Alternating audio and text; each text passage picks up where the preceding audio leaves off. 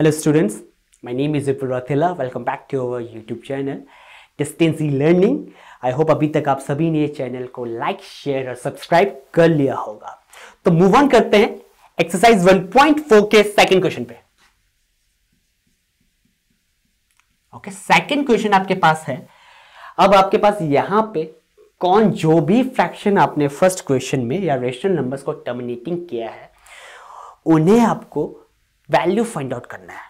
Now one of the method है division बच्चों, but really think बच्चों क्या आप ये 3125 को 13 से डिवाइड करोगे? It will be a time consuming. आपको काफी टाइम लगने वाला है and you have to avoid that method. और आपको क्वेश्चन मिलता है बच्चों, एग्जामिनेशन में मिलता है question, right down the decimal expansion of this one. और अगर आप डिवाइड करोगे तो definitely is going to take your time, आपका टाइम लगेगा। डिवीजन से अगर मैं आपसे कहूं बच्चों मल्टीप्लीकेशन थोड़ा सा इजी होता है ना।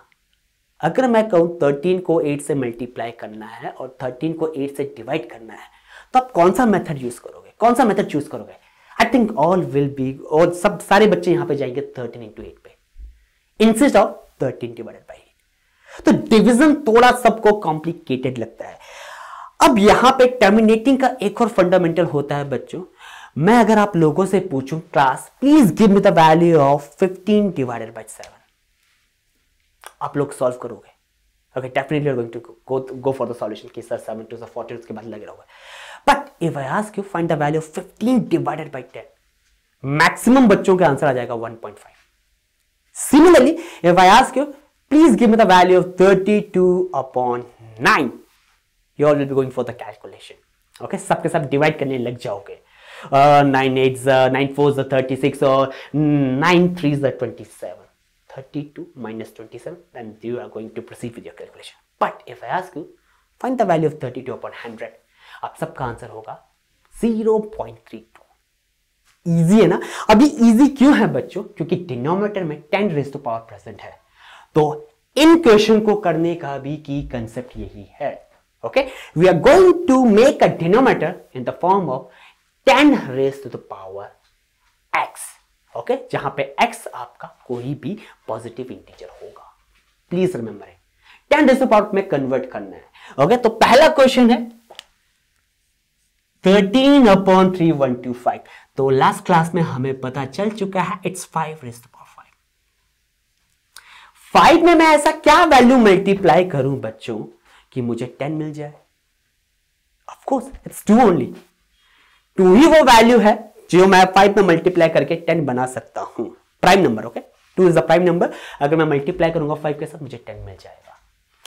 But just have a look on the power, it's 5 and remember the laws of indices जो आपने जूनियर क्लासेस में पढ़े हैं।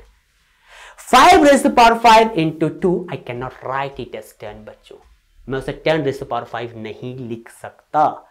तो यानी यहां पे 10 raised to power 5 बनाने के लिए मुझे इसे 2 raised to power 5 से मल्टीप्लाई करना पड़ेगा। और अगर मैं इसे 2 raised to power 5 से मल्टीप्लाई कर रहा हूं तो मैं न्यूमरेटर में भी 2 raised to power 5 से मल्टीप्लाई करूंगा ताकि मेरे फ्रैक्शन में कोई भी चेंज ना हो। क्वेश्चन आपका 13/3125 ही रहेगा बच्चों। Please remember it. ओके, मैंने लास्ट क्लास में आपको कंसेप्ट भी समझाया था। अगर मैं इस फ्रैक्शन को न्यूमरेटर को डिनोमिनेटर को 8 से मल्टीप्लाई कर दूं तो यहां पे कोई भी चेंज नहीं होने वाला फ्रैक्शन है। बट अगर मैं न्यूमरेटर को ही खाली 8 से मल्टीप्लाई करूं तो मेरा क्वेश्चन यहां पे चेंज हो जाएगा। Hope it's fine. तो यहां पे 10 raised to power 5 बनाने के लिए, अब इसे तो मैं रिड्यूस कर नहीं सकता ना, 5 raised to power 5 को तो मैं रिड्यूस कर नहीं सकता क्योंकि ये क्वेश्चन पे प्रेजेंट है। तो मैं इससे क्या करूं, ऐसा क्या मल्टीप्लाई करूं कि ये 10 raised to power 5 बन जाए? तो कंसेप्ट क्या है? 2 को ही मल्टीप्लाई करना है। So multiplying numerator and denominator. Okay, आपको लिखना नहीं है बच्चों क्लास पे। ओके, आपको अपने सॉल्यूशन में लिखना नहीं है, आपको सिंपल ये दिखाना है 5 raised to power 5 को आपको किससे मल्टीप्लाई करना है कि आपका ये टर्मिनेटिंग हो जाए। That 2 raised to power 5। Okay, कैसे होगा? 2 raised to power 5 आप यहां पे मल्टीप्लाई करोगे into 2 raised to power 5 equals to,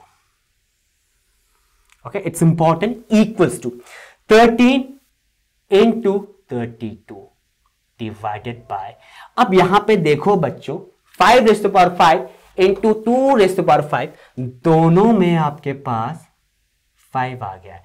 तो जब भी आपके पास पावर सेम हो जाती है, बेसेस अलग अलग होते हैं, पावर सेम हो जाती हैं, तो आपकी बेस मल्टीप्लाई हो जाते हैं और आंसर यहां पे आ जाएगा 10 raise to power 5। Hope it's fine and clear to you. यहां पे आंसर आ जाएगा आपके पास 10 रेज़ टू पावर 5। अब थोड़ा सा इंपॉर्टेंट है बच्चों यहां पे कैलकुलेशन, 13 इंटू 32, 13 इंटू 32। तो आप यहां पे 32 10 320, 32 3 that will be 3 2 and 96, 320 plus 96 it will be a 416। तो यहां पे मुझे न्यूमरेटर में मिल गया 416 divided by 10 raise to power 5 means आपके पास 10 5 टाइम्स मल्टीप्लाई हो रहा है, तो यहां पे 5 zeros मुझे डिनोमिनेटर में मिलने वाले हैं। अब डिवीजन जिसको क्लियर नहीं है कि हम डिनोमिनेटर को कैसे डिवाइड करते हैं, जब 10 रेज़ टू पावर 5 होता है तो यहां पे सीख लेते हैं कि क्या कंसेप्ट होगा। कितने जीरोस प्रेजेंट है बच्चों? 1 2 3 4 5। न्यूमरेटर में क्या प्रेजेंट है? 416। तो आपका डेसिमल लगेगा और डेसिमल के बाद कितनी डिजिट्स आनी चाहिए? 5 डिजिट्स आनी चाहिए, क्योंकि आपके पास डिनोमिनेटर में क्या है? 5 डिजिट है। So it will be a 0 point. Okay, 5 digits आनी चाहिए, लेकिन मेरे पास तो 3 है यहां पे, तो that will be a 0 0 4 1 6। Hope it's fine and clear to all. तो ये आपका कैलकुलेशन हो गया बच्चों। एग्जामिनेशन में आपको ऐसे ही करना है, क्योंकि ये क्वेश्चन आपके साथ सिर्फ 1 मार्क्स का आएगा। अगर 1 मार्क्स में आप कैलकुलेशन बढ़ाते हो अपनी, सो दैट्स गोइंग टू पे फॉर यू। आप उसके लिए पे करने वाले हो बच्चों, आपका टाइम क्या हो जाएगा? लग जाएगा वहां पे। So you have to avoid the lengthy calculation. 1 marks का क्वेश्चन आएगा आपके पास, एमसीक्यू में आ सकता है, किसी में भी आ सकता है। So please try to solve it by this method only. Next one 17/8। Okay, move करते हैं 17/8 में। तो सेम मेथड रहेगा, 2 क्यूब। अब यहां पे 2 क्यूब प्रेजेंट है, ओके, लेकिन मुझे क्या चाहिए? 10 बनाना है डिनोमिनेटर को। So I want you all to post your answers in the comment box. मैं 2 रेज़ टू पावर 3 को किससे मल्टीप्लाई करूं? ऑफ कोर्स 5 से मल्टीप्लाई करने वाला हूं, लेकिन 5 से मल्टीप्लाई करूंगा, पावर क्या रहेगा बच्चों? It will be a 3 only. So that will be a 5 cube. अब 5 क्यूब डिनोमिनेटर में मल्टीप्लाई किया तो न्यूमरेटर में भी मल्टीप्लाई होगा। 17 into 125 divided by 2 into 5। Bases अलग अलग हैं, पावर सेम है। सो 2 5 is 10 raised to power 3। Now the next step, what you have to do, you have to multiply 17 by 125। आपको 17 को मल्टीप्लाई करना है बच्चों 125 से। Okay, let's do it here. So that will B 35 17 8 5 2 and the answer will be a 2025. okay, it will be a 20 plus 5, that will be a 2125. hope it's fine। यहां पे आपका answer जो आएगा वो आएगा डिवाइडेड बाय 1000। डेसिमल के बाद आपके पास 2 डिजिट्स का होना जरूरी है, 3 डिजिट्स का होना जरूरी है, तो आंसर आपके पास आएगा 2.125। Hope it's fine and clear to all. अब ये छोटा सा कैलकुलेशन था बच्चों, 17/8 डिवाइड भी कर सकते थे।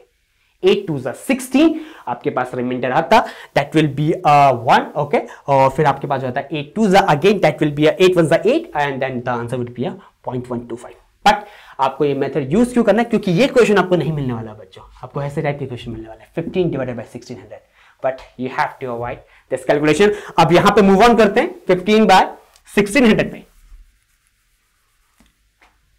ओके, फिर से वही मेथड रहेगा, पहले से फॉर्म में कन्वर्ट कर लेते हैं। 5 3 15, okay, and that will B 320। तो यहां पे आपके पास फॉर्म जो आएगा 3/320 का, हमने लास्ट क्लास में इसका फॉर्म देखा था and we were getting it 840 320। मैं पहले फॉर्म लिख लेता हूं बच्चों, 2 cube into, okay, and 40 can be written as 10 4s and 10 can be written as 2 into 5 and 4 आपका 2 स्क्वायर। तो ये मेरे पास फॉर्म हो गया और ये वैल्यू मेरे पास आ जाएगा 3/1 that's 2 raised to power 6 into 5। Okay, hope it's fine. 2 raised to power 6 into 5। इस 6 का तो मैं कुछ नहीं कर सकता क्योंकि ये प्रेजेंट है। एक और 5 मुझे मिल गया, यानी मुझे डिनोमिनेटर में 10 मिल रहा है, 2 5 जा। अब मैं न्यूमरेटर में क्या मल्टीप्लाई करूं बच्चों, it's important. What I am going to multiply in the numerator, मैं न्यूमरेटर में कौन सा वैल्यू मल्टीप्लाई करूंगा, इट्स इंपॉर्टेंट। एक 5 नीचे प्रेजेंट है, मुझे कितने और 5 चाहिए, 6 में से एक हटा तो 5 और 5 चाहिए, तो मुझे यहां पे 5 बार 5 को मल्टीप्लाई करना पड़ेगा। That's mean I am going to multiply numerator and denominator by 5 और रेज़ टू पावर 5। तो आप यहां पे मल्टीप्लाई कर सकते हो 5 रेज़ टू पावर 5 से, तो डिवाइड भी करना पड़ेगा बच्चों। ओके, तो आंसर क्या आ जाएगा, 3 into 5 raised to power 5, it's 3125, okay, divided by 2 raised to power 6 into 2 raised to power 6 into 5 raised to power 6, 2 raised to power 6 into 5 raised to power 6। अब यहाँ पे आप सॉल्व कर सकते हो, 3 5 is 15, 3 2 is 6, 1 7, 3 1 is 3, and that will be 937 divided by 10 raised to power 6. Okay, again that will be 937 by 1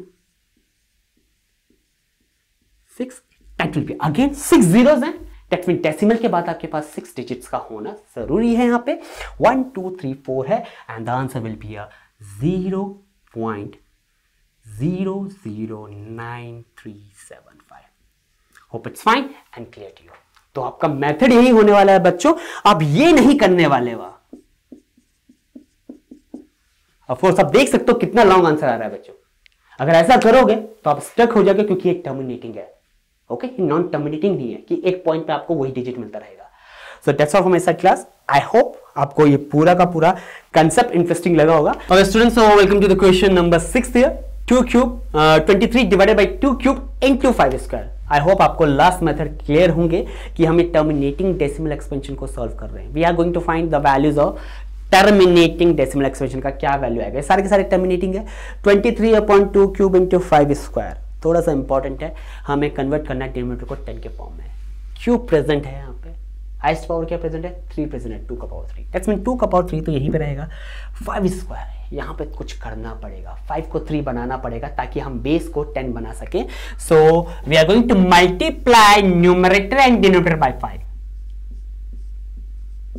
अब ये value कितना मिल जाएगा, 23 5 that will be 115 divided by 2 raised to power 3 into 5 square into 5, that will be a 2 raised to power cube into 5 raised to power 3।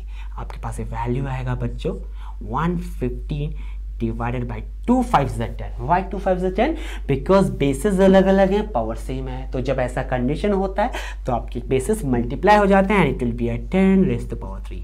So that's 115 by 1000. Your 10 raised to power 3 is 10 into 10 into 10, and 115 by 1000, that will be a 0.115.